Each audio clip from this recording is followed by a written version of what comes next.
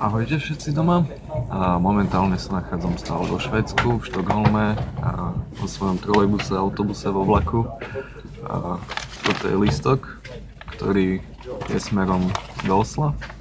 Nachádzam sa v 6. vagóne na mieste číslo 30. A ak sa pozriete oknom, máte možnosť vidieť nádhernú budovu, ktorá tu bola, vlastne, ktorú som včera pozeral a ktorá je vlastne železničnou stanicou. A je 8 hodín, ja momentálne sedím v tomto vlaku a som úplne rozbitý, pretože som spal asi 4 hodiny. Včera som bol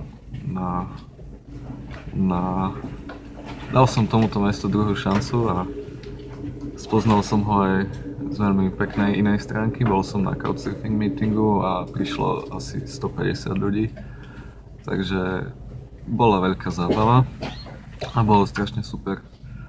A tak. Takže ja sa vydám vlakom do Osla a majte sa.